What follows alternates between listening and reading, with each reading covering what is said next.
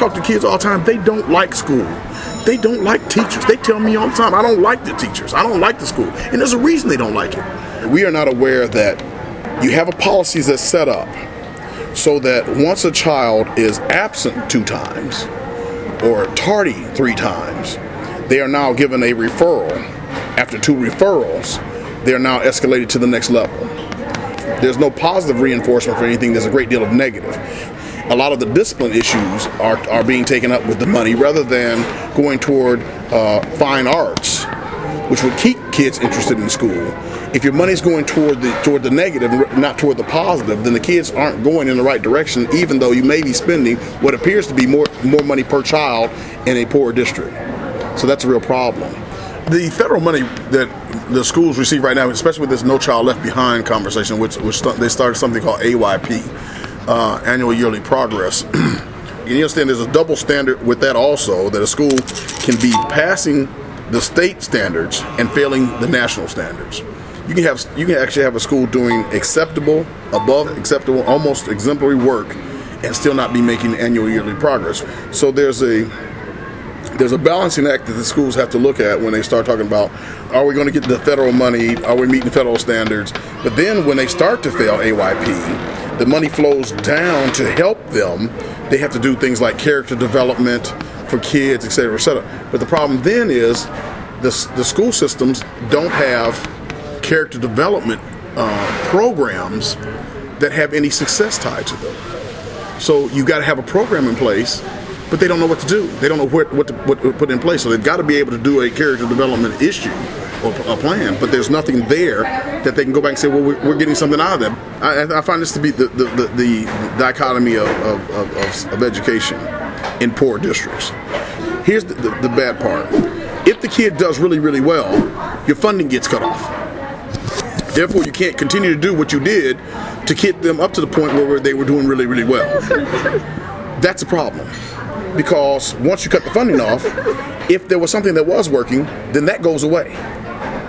If a child pushed another child, suddenly they're in the system.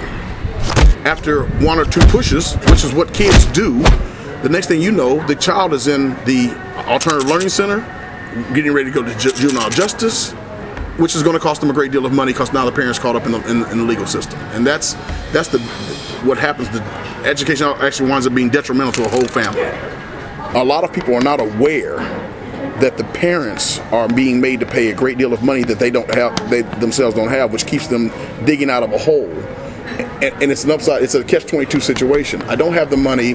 I can't take care of my child properly. I can't take away from school. I'm going working 2 jobs to make up for it. Now you're taking money out of my pocket for a discipline issue that was caused by a child just doing childish things.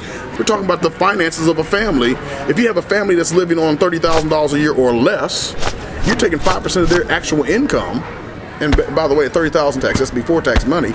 So you're probably taking away damn near 10% of their monies to do something that in most cases, a child being a child. And then you wonder why the spiral starts downward for those kids and why parents have a negative feeling about the school system. It literally is hostile. I was in that system. I was that kid. It still exists. I've seen it with these kids in the hallway. I've seen the way they talk to them. I'm in the schools. They talk to these kids as if they're less than. Why is it when I hold my hand up for A, an answer, or B, a question, I am never called on? And the only time you call on me is when I avert my eyes from you. Because you know I don't know the answer right now and you want to embarrass me now. You want to impugn my self-esteem right now more so than any time else. What we haven't told these young men and young women who are in a hostile environment, being thrown out of a classroom is never a win. Going to jail, there is no win there. You cannot win in jail. There is no win there. I said, but you know what you got to do? When somebody doesn't like you, force them to give you an A. Force the teacher that you know that doesn't like you to give you an A. I said, throw the smile on them, baby. Because when they lay that 100 in front of you, and you look at them like, yeah, I got this, and you don't even want to tell me the answer. That's the win.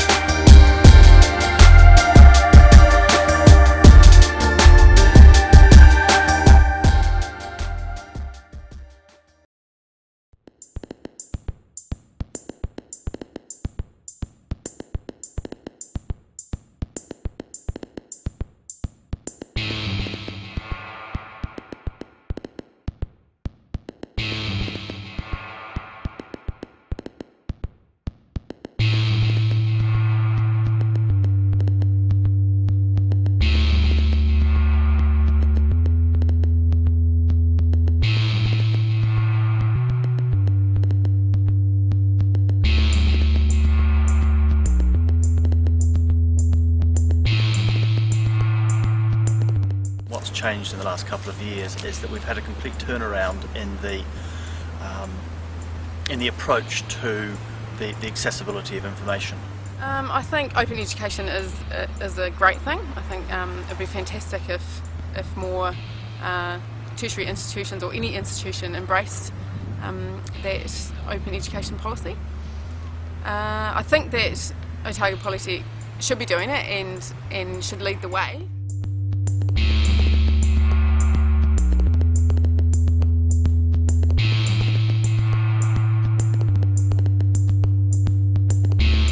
As an institution, we've embraced the concept of OER as a way of operating that's manifested in our IP policy and our copyright policy, and we've started a journey which we think will be of long-term benefit to not only the Polytechnic but to the sector and, well, education generally. What the purpose of open education is. So it's access to resources without having to reinvent a wheel, and that lack of realisation that just providing access doesn't necessarily grant a qualification, it provides access to learn. I'm aware that people in EDC are doing a lot of fantastic kind of really innovative work around getting people to work more collaboratively in an online format, both in teaching and learning, and maybe by bringing some of our materials to a wider audience. So rather than just keeping it all closed up in an institution where information can only be found in books, we're putting information now available online for many people to see, and they're interacting with it in a different way. It's not just a giving, it's a receiving as well of all kinds of personal connections and understanding of how the resources could be customised and used in developing countries.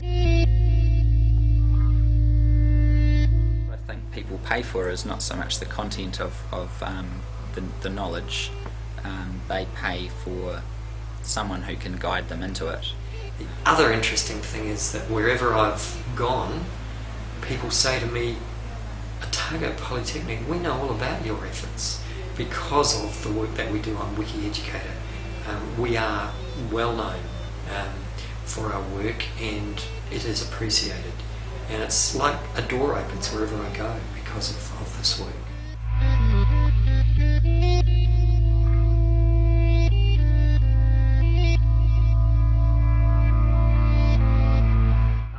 Problem with the whole issue of intellectual property, and that, you know, it's crazy, it's constrictive, and I mean it's not as if you're giving something material away and you lose by giving some of your resources. If you share your intellectual property, then you haven't lost anything. This whole big world out there with little people living in columns, not knowing what the other one is doing. What I think open educational resources can do is connect those people. So not only are they interacting, but they're learning. So their information actually goes up.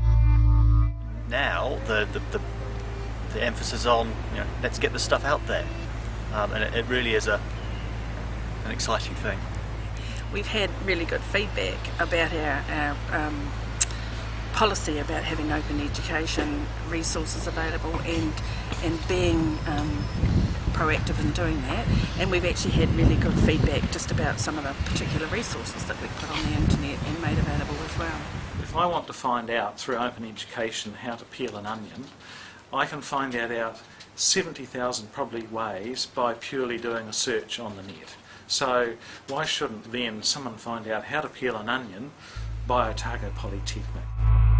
Huge learning curve associated with teaching online, and last year was our first year, and I'd say that some things went really well and other things we can improve on. If we look at how the students have achieved through the year,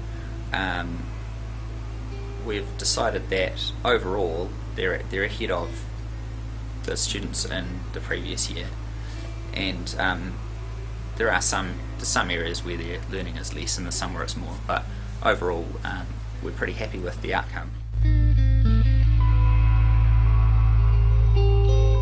So the vision is to make Otago Polytechnic a key and a lead provider in this area, both in New Zealand and worldwide. The straight knowledge isn't our core business. Our core business is facilitating people to understand that knowledge or to work with that knowledge. New Zealand may not be ready for free education, but it's definitely something we can work towards too, and the reduction of those barriers, specifically the financial ones. Can persuade others who are involved in the same field to become involved in open educational resources and development and collaboration, then that's best for everyone, really.